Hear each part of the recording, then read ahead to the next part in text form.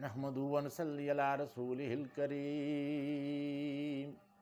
اما بعد فاعوذ باللہ من الشیطان الرجیم بسم اللہ الرحمن الرحیم قال اللہ تبارک و تعالی فی القرآن المجید یا عبادی الذین اسرفوا علی انفسہم لا تقنطوا من رحمت اللہ ان اللہ یغفر الذنوب جمیعا انہ هو الغفور الرحیم۔ قال اللہ تبارک و تعالی فی مقام آخر توبوا الی اللہ جمیعا ایھا المؤمنون لعلکم تفلحون۔ صدق اللہ العظیم و صدق نبی الرؤوف الامین۔ انتہائی واجب الاحترام برادران طریقت و تصوف، اللہ تعالیٰ رب العزت کا لاکھ لاکھ شکر ہے کہ اس رحیم و کریم رؤوف و رحیم ذات نے ہمیں اپنی اور اپنے حبیب پاک صلی اللہ علیہ وآلہ وسلم کی محبت میں جمع ہونے کی توفیق عطا فرمائی۔ ماہ محرم اور احرام کی خصوصی دن ہیں جن میں آقا کریم علیہ الصلوۃ والسلام کے محبوب افراد اہل بیت کی وہ عظیم الشان شہادت، میری مراد سید الشہداء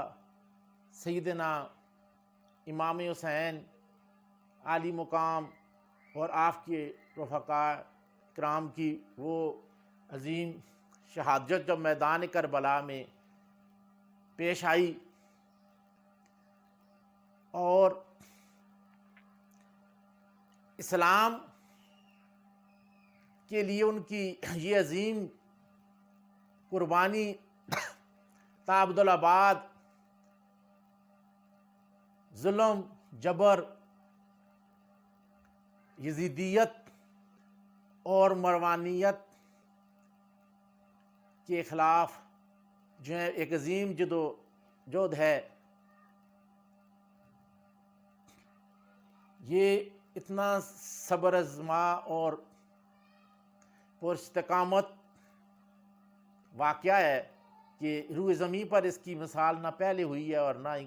کبھی آئندہ ہوگی۔ یہ اصل دو راہوں کے درمیان راہ حق کو متعین کر دیا امام علی مقام نے۔ نفس پرستی، بددیانتی، جبر و استبداد اور غلبہ جاؤ اقتدار ایک طرف تھا اور حق و صداقت دوسری طرف تھی۔ حق و صداقت اب بھی قائم ہے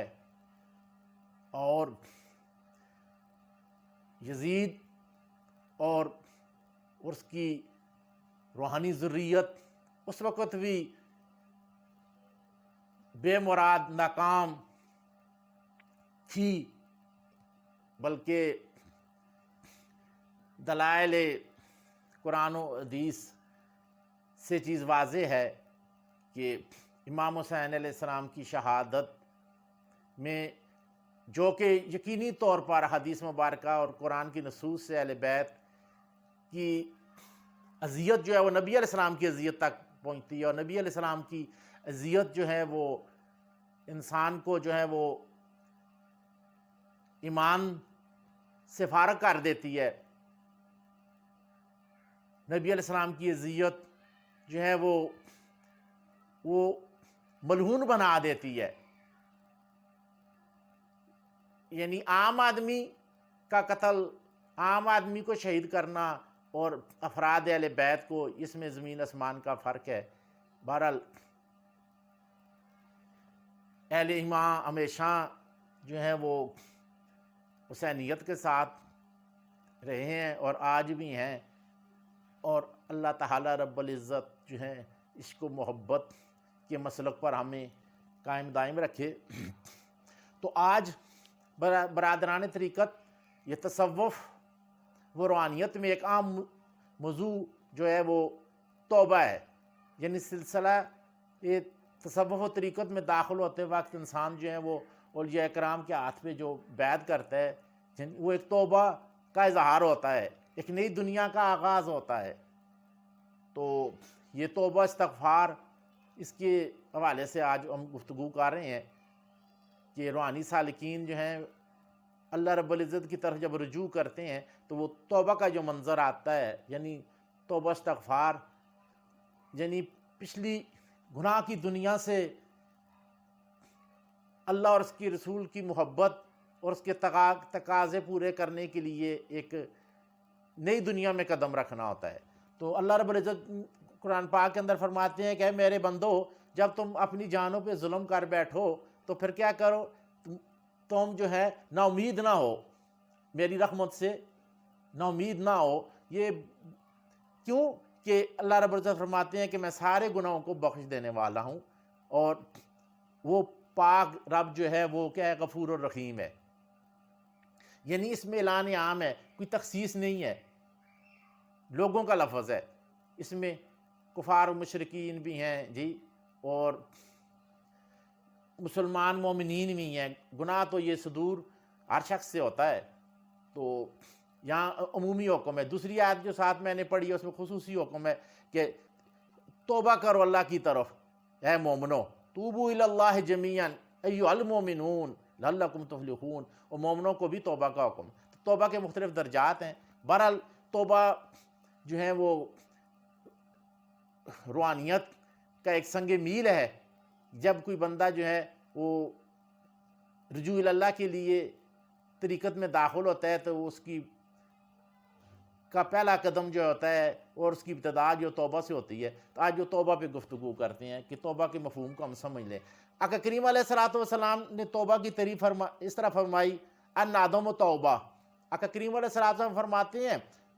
گناہوں پہ شرمندہ ہونا، نادم ہونا ہی توبہ ہے۔ سبحان اللہ۔ یعنی حضرت جنید بغدادی رحمہ اللہ فرماتے ہیں کہ اللہ رب العزت کی طرف رجوع کرنے کا نام، گناہوں سے رخ موڑنے کا نام، اور اللہ رب العزت کی طرف رجوع کرنے کا نام جو ہے وہ توبہ ہے۔ سبحان اللہ۔ اور اس کو کہتے ہیں وہ 3 مرحلے ہیں۔ یعنی پہلا ہے کہ وہ جس سے جا رہا تھا اس کو ندامت ہو، یعنی وہ اس کو احساس ہو جائے کہ میں جو ہے گناہ کی طرف جو جا رہا تھا یہ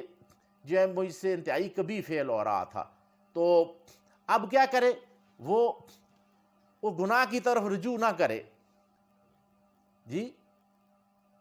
رجوع نہ کرے، بلکہ اللہ رب العزت کی طرف رجوع کر لے۔ اور پھر تیسرا ساتھ اس کے جذب فرماتے ہیں جنید بغدادی کہ وہ کیا کرے کہ وہ حقوق واپس کرے اگر حقوق اللہ میں سے ہیں۔ بہرحال یہ توبہ اس انداز میں انہوں نے اس توبہ کی وضاحت کی، جبکہ شیخ المشائخ سہیل بن عبداللہ تشتری جو ہیں وہ فرماتے ہیں کہ توبہ اس چیز کا نام ہے کہ انسان گناہوں کو بھول جائے، یعنی گناہ کا وام و گمان اس کی طرف نہ آئے بلکہ اللہ رب العزت کی طرف وہ متوجہ ہو جائے۔ جبکہ ابو النصر رحمہ اللہ جلال اولیاء اکرام میں سے وہ فرماتے ہیں اللہ کے غیر کو بھول جانا توبہ ہے۔ غیر اللہ جو جتنی چیزیں ہیں جی ان سے چھٹکارا حاصل کر لینا یہ حقیقی توبہ ہے۔ یہ مشائخ کے نزدیک یونانی لوگوں کی توبہ کے درجات ہیں جو حضرت سیدنا جنید بغدادی رحمۃ اللہ علیہ نے یا شیخ سہیل تشتری رحمۃ اللہ علیہ نے یا ابو نصر سراج توسی رحمۃ اللہ علیہ نے بیان کی ہیں۔ تو بہرحال اس کے مختلف درجات ہیں۔ تو یہ اولیاء کرام جو توبہ کے قائل ہیں وہ توبوا الی اللہ توبۃ نصوحا، یعنی توبہ نصوح جو ہے وہ کرو، یعنی گناہوں سے دل کا دور ہو جانا، دل کا گناہوں کو سے پاک ہو جانا، یعنی دل میں گناہ کا وہم ہی پیدا نہ ہونا، وسوسہ ہی نہ پیدا ہونا۔ بہرحال یہ عظیم لوگوں کی باتیں ہیں جی، وہ ہی ان کے والے سے بہتر جو ہیں وہ جانتے ہیں۔ بہرحال امام غزالی کے مرشد ابو علی دقاق رحمہ اللہ وہ فرماتے ہیں کہ توبہ اس چیز کا نام ہے کہ انسان کو جو ہے عظمت الہی کا احساس ہو جائے اور اس کو اللہ رب العزت کا خوف دامن گیر ہو جائے، تو یہ کہتے ہیں یہ توبہ کا مقام ہے، یعنی اس لمحے جو ہے وہ توبہ جو ہے وہ کا معاملہ شروع ہوتا ہے۔ توبہ کی اولیاء کرام نے مختلف شرائط بیان کی ہیں جی، یعنی توبہ کرنے سے پہلے کچھ چند چیزیں ہیں۔ یہ حقیقی توبہ کی بات ہم کر رہے ہیں، یہ رسمی توبہ نہیں، یعنی توبہ کرنے کے لیے جب تائب تیار ہوتا ہے تو توبہ سے پہلے اس کے اندر کیا چیز ہونی چاہیے؟ قبل کی شرائط، توبہ سے قبل کی شرائط کہ انسان جو گناہ کر کے اللہ رب العزت کی بغاوت کا مرتکب ہو رہا ہے تو اسے جو ہے وہ توبہ سے پہلے اس کے اندر کیا چیز ہونی چاہیے کہ ہم کہیں کہ اب اس کی توبہ کی شرائط جو پوری ہو رہی ہیں۔ ان میں سے پہلی چیز یہ ہے کہ گناہ کی برائی کو اس کا احساس ہونا ضروری ہے کہ وہ کتنا بڑا گناہ کر رہا ہے، کتنی بڑی نافرمانی کر رہا ہے، اور اس کو پھر دوسری شرط یہ ہے کہ توبہ کرنے والا جو شخص ہے اس کو توبہ کرنے سے پہلے یہ احساس ہو جائے کہ وہ اللہ کے غضب اور غصے کا شکار ہو چکا ہے، یعنی اللہ رب العزت کی نافرمانی کر کے وہ اللہ رب العزت کی رحمت سے دور ہو چکا ہے۔ اور تیسری شرط اس کے اندر یہ ہے کہ توبہ کرنے والے کے اندر پہلے ہی عاجزی آ جائے، اپنی حیثیت کا احساس ہو جائے کہ میں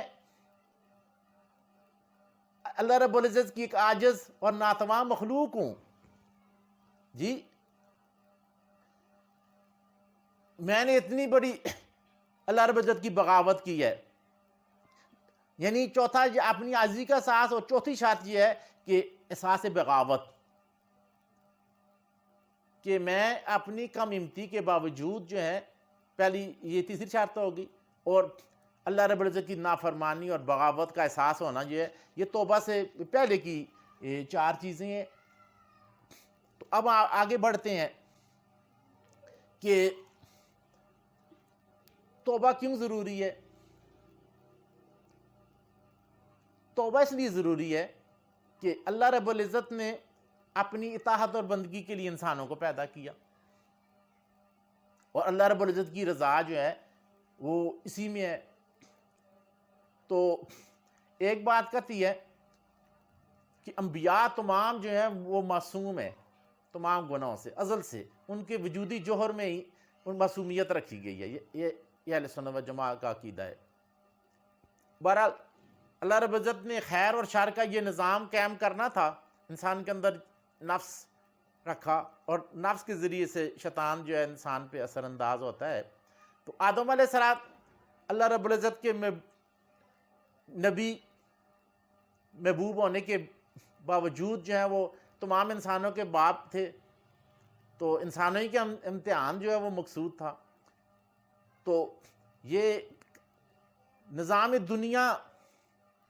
میں ایک کام کی ابتدا ہونی تھی کہ غیر ارادی طور پر جو ہے وہ گناہ جو ہے، چنانچہ سیدنا آدم علیہ السلام کو اللہ رب العزت نے فرمایا، اے میرے آدم، میں تیرا کیسا پڑوسی تھا؟ اللہ رب العزت کے پیارے نبی آدم علیہ السلام نے جواب دیا، اللہ پاک، آپ بہترین پڑوسی تھے۔ تو پھر حکم ہوا، آپ نے حکم عدولی فرمائی، آپ سے یہ لغزش ہو گئی، تو اب عزت و شرف کا جو تاج میں نے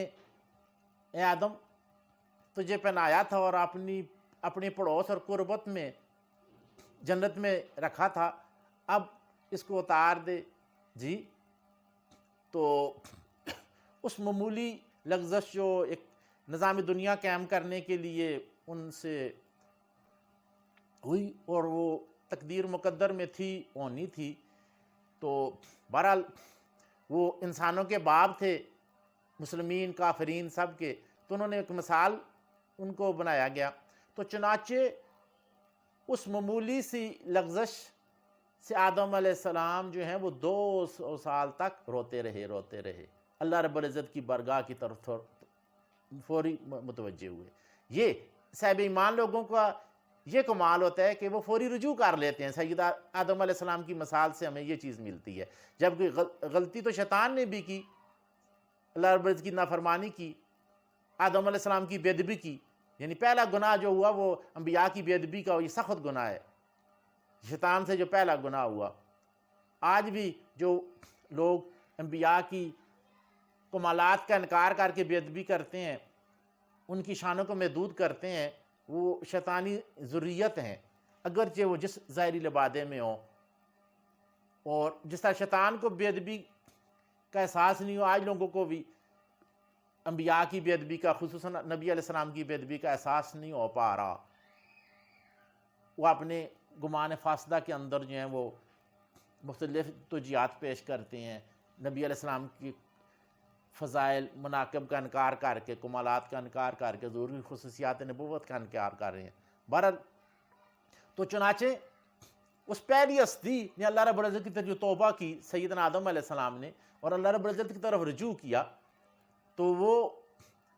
توبہ کرتے رہے، حدیث مقدسہ کے اندر آتا ہے، لیکن توبہ قبول نہیں ہوئی، تا وقت کہ ان کے دل میں یہ قدرت کی طرف سے خیال جو ہے وہ القاء کیا گیا کہ انہوں نے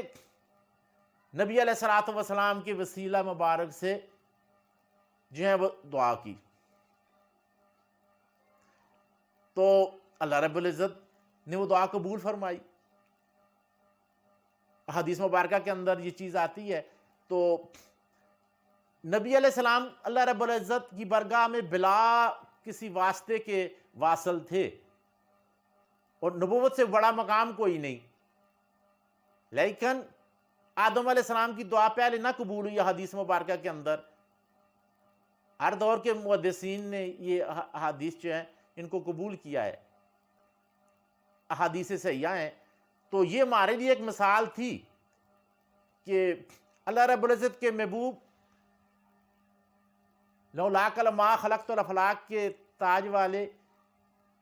ما ذاق البصر وما طغیٰ کی آنکھوں والے محبوب کی اہمیت جو ہے وہ اجاگر ہو جائے۔ جب انہوں نے نبی علیہ السلام کا وسیلہ دیا تب ان کی دعا قبول ہوئی۔ نبی کو بھی آقا کریم علیہ السلام کی محبوبیت کو اپنی توبہ کے لیے وسیلہ بنانا پڑا، درمیان میں واسطہ بنانا پڑا اللہ برکت کی برگاہ میں۔ تو ماں بعد کے گنہگار جو ہیں، غیر نبی عام لوگ مسلمان جی، تو وہ نبی علیہ السلام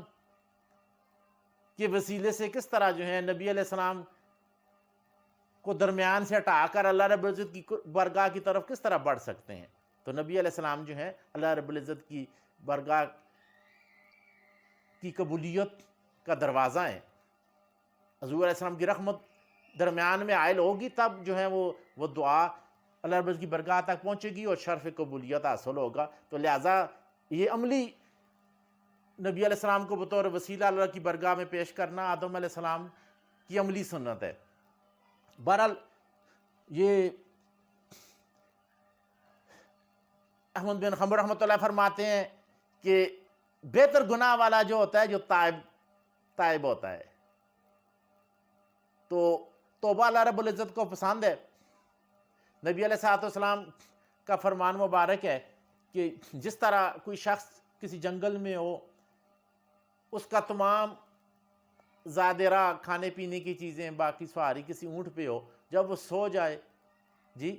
تو اس کا اونٹ وہ گم ہو جائے، غران پشمان او بقا میں کہ اس کی اب زندگی خطرے میں ہے، تو پھر اس کی جو ہے آنکھ لگ جائے، تو جب وہ دوبارہ اس اونٹ کو اپنے پاس پائے تو اس کو کتنی خوشی ہوگی۔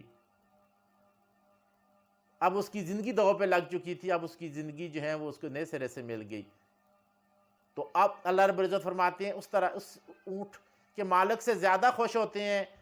اپنے اس گنگار بندے سے جو اللہ رب العزت کی طرف رجوع کرتا ہے، توبہ کرتا ہے۔ تو اسی طرح نبی علیہ السلام کی حدیث مبارکہ ہے کہ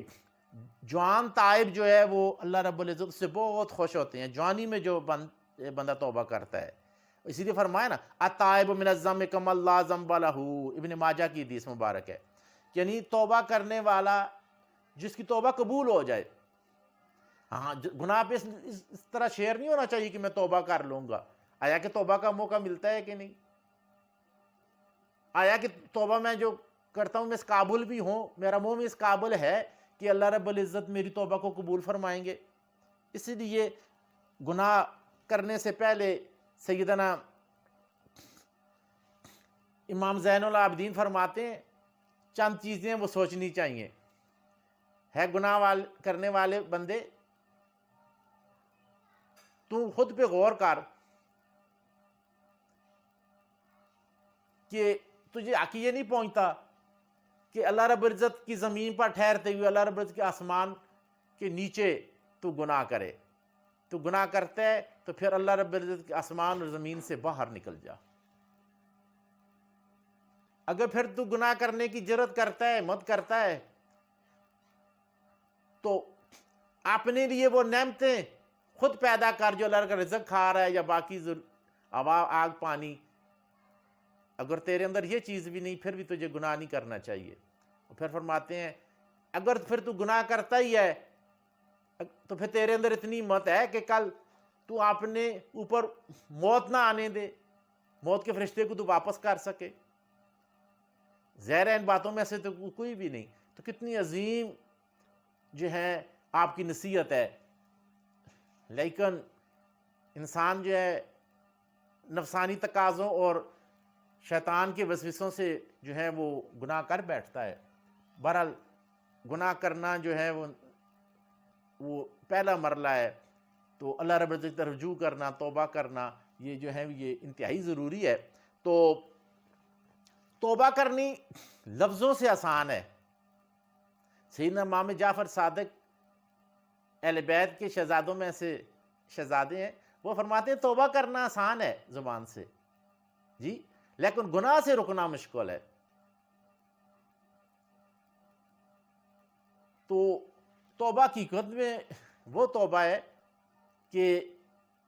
انسان دوبارہ جو ہے وہ گناہ کی طرف جو ہے کسی صورت جو ہے وہ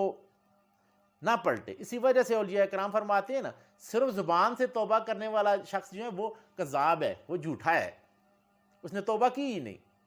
اولیاء کرام کا اپنا ایک اللہ رب العزت کے ساتھ اخلاص کا، عشق کا، محبت کا معاملہ ہے، پر وہ کہتے ہیں وہ کذاب ہے، اس نے توبہ کی ہی نہیں۔ تو لہٰذا یہ توبہ کے لیے جو ہے وہ انسان کو ایک لمحے کی بھی دیر نہیں کرنی چاہیے۔ حدیث مبارکہ کے اندر آتا ہے کہ یہ توبہ کا احساس جو مسلمانوں کے اندر ہوتا ہے، حدیث مبارکہ ہے کہ مسلمان کے دل میں اللہ رب العزت کا ایک واعظ ہے، ایک نصیحت کرنے والا ہوتا ہے، فرشتہ ہوتا ہے، اس کو احساس دلاتا ہے جی۔ اسی وجہ فرمایا نا گناہ وہ ہے جو تیرے دل میں کھٹکے، دل میں اس طرح بھی کیفیت پیدا کرتا ہے بندہ مومن کے دل کے اندر گناہ۔ تو اولیاء کرام تو یہاں تک فرماتے ہیں کہ توبہ چیز کا نام ہے کہ گناہ کی کرواہٹ جو ہے اس کا انسان کو جو ہے وہ اتنا احساس ہو کہ اس کو وہ دھو بیٹھے، اور وہ اس اللہ رب العزت کی محبت، عشق، زہد، تقوی اور خشیت کو اپنا لے کہ وہ ایمان کی علاوت کو محسوس کرنے لگے۔ اس چیز کا نام توبہ ہے۔ ایمان کی علاوت تو مومنین کرتے ہیں، یعنی وہ گروہ اولیاء اکرام ہوتا ہے جو ایمان کی علاوت، یعنی یہ اولیاء اکرام کا اپنا معیار ہے کہ وہ بغاوت سے جو ہے انتہائی اطاعت کے اندر اتباع کے اندر جو ہے وہ انسان آ جائے، وہ اللہ رب العزت کی خشیت کو اپنا اوڑھنا بچھونا بنا لے، اس چیز کا نام جو ہے وہ حقیقی توبہ ہے۔ تو بہرحال توبہ کے لیے چند چیزیں ضروری ہیں کہ عبادت ہر ایک کے لیے انسان جو ہے وہ کا رزق حلال ہو، جی، پھر توبہ جو ہے اللہ رب العزت کی برگاہ میں انسان کرے، اللہ رب العزت کی عظمت اور کبریائی کا اعتراف کرے، اور خود کو جو ہے ایک انتہائی ذلیل اور کمینہ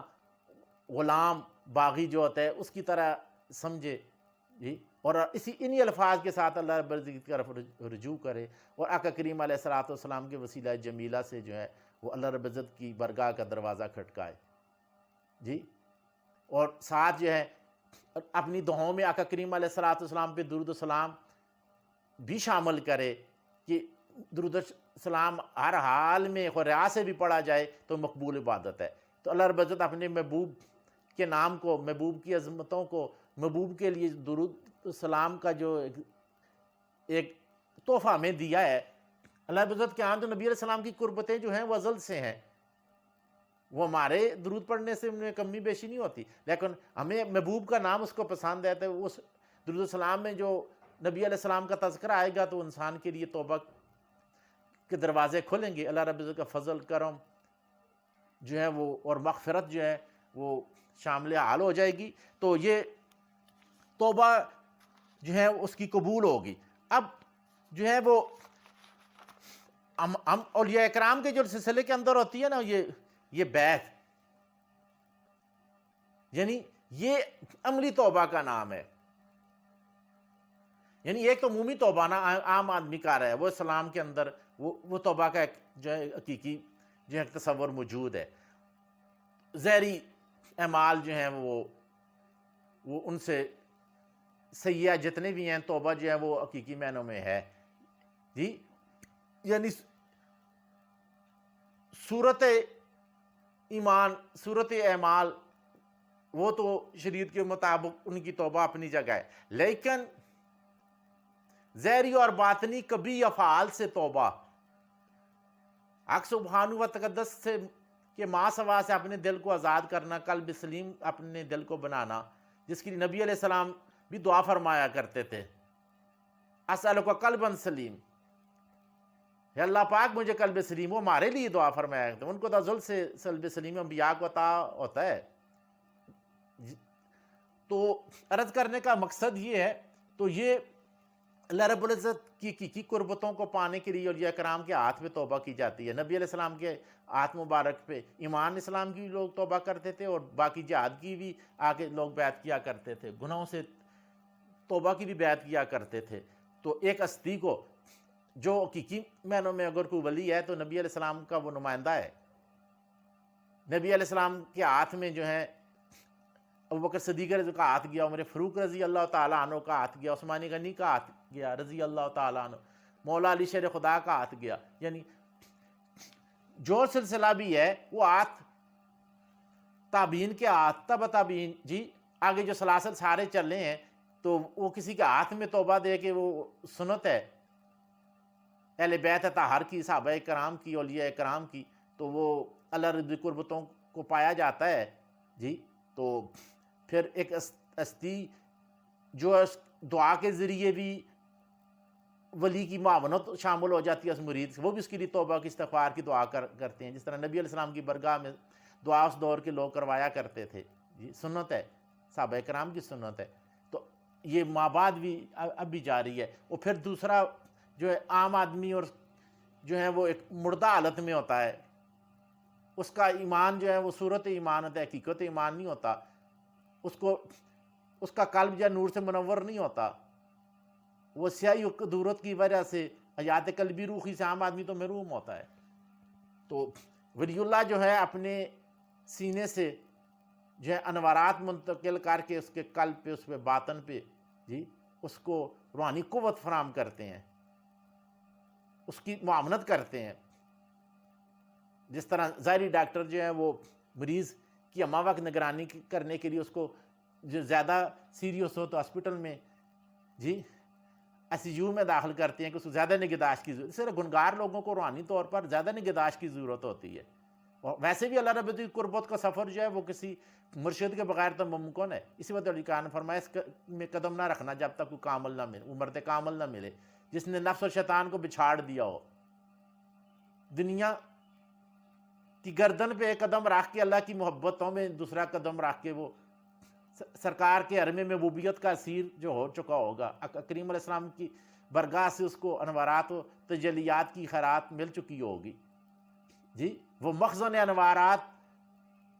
تو انوارات ہو چکا ہوگا. ولی تو وہ ہوتا ہے نا جی, نبی علیہ السلام کی برگاہ کا واصل جو ہوتا ہے,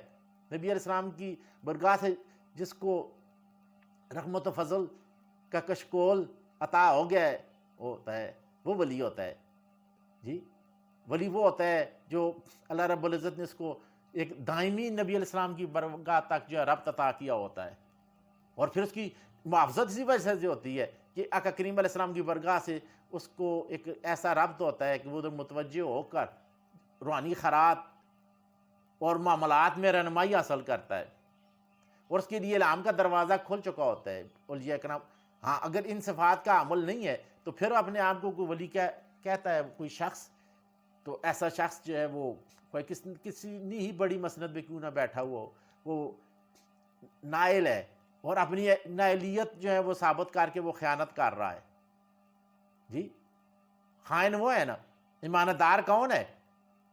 نبی علیہ السلام امانت دار تھے, امین انوارات و تجلیات والے لوگ ہوتے ہیں. ان ارض مات السماوات والارض فبین یحملنا واشفقنا منها وحمل الانسان انه کان ظلوما جہولا. امانت نور نبوت ہے. نبی علیہ السلام کا وجود جو ہے وہ مخزن امانت ہے. وہی امانت انوارات و تجلیات جو آگے چلی, وہی لوگ امین ہیں حقیقت میں, وہی صادق ہیں. اللہ رب العزت کی توحید کی بھی وہ تصدیق کرنے والے ہیں, اس دعوے میں بھی سچے ہیں. اور جو ان چیزوں کے عمل نہیں ہے تو ولی اللہ تو نہیں ہے. بے شک وہ لوگوں سے اپنے جو ہیں وہ دستبوزی کرائیں, لوگوں کے مال اسباب سے فائدے اٹھائیں جی. بہرحال اللہ رب العزت میں رہنمائی فرمائے کہ ہم کاملین, مقربین, واصلین سے وابستہ ہوں,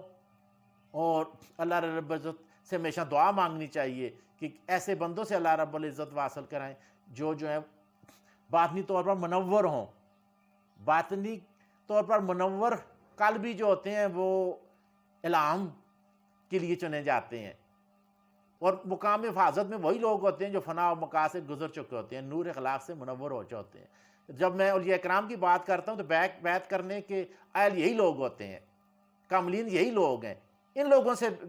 کی بیعت کرنا, تزکیہ نفس اور تصفیہ قلب کرانا, یہ فرض عین ہے جو امت کے ہر دور کے اکابرین نے اس کو فرض عین قرار دیا ہے بیعت کو جی. اللہ رب العزت کی قربتوں کا سفر ہے نا یہ. نبی علیہ السلام کی برگاہ کی قربت, معیت, معرفت, اللہ رب العزت کی خشیت کو پانا, محبت کو پانا, معیت کو پانا, اس پہ کس کو اختلاف ہو سکتا ہے؟ تو یہ حقیقی تصوف روحانیت یہ ہے کہ انسان جو ہے وہ نور توحید سے منور ہو جائے, اور نور نبوت سے جو ہے وہ اپنی سرابی کرے, نور چینی کرے. اللہ رب العزت اس عظیم نعمت کو پانے کی ہمیں ہمت اور توفیق عطا فرمائے, اور اللہ رب العزت جو ہے ہمیں استقامت عطا فرمائے, اور اپنی دائمی حفظ و امان میں رکھے کہ دنیا کی رنگینیوں میں ہم نہ پھنس جائیں. وہ بھی دنیا جو ہے اس سے ہماری حفاظت فرمائے کہ انسان کی تباہی ہے. ایک اللہ رب العزت کی برگاہ کی محبت ہے, عشق ہے, اور دوسری طرف دنیا ہے. یہ دونوں چیزیں اکٹھی نہیں چل سکتی. اللہ رب العزت جو ہے ہمیں اپنی اور اپنے حبیب پاک صلی اللہ علیہ وسلم اور حضور کے اہل بیت کی محبتوں میں رکھے, اور اسی پر ہمارا اللہ رب العزت خاتمہ کرے. اللہ رب العزت سے دعا ہے کہ جو چیز حق بیان ہوئی ہے اللہ رب العزت کی برگاہ میں قبول فرمائے, اور جو بیان کرنے میں کمی واقع ہوئی ہے میرے نفسانی تقاضوں کے تحت اللہ رب العزت اپنے فضل و کرم سے آقا کریم علیہ السلام کے وسیلہ جمیلہ سے جو ہے اس کو معاف فرمائے۔ وما توفیقی الا باللہ العلی العظیم۔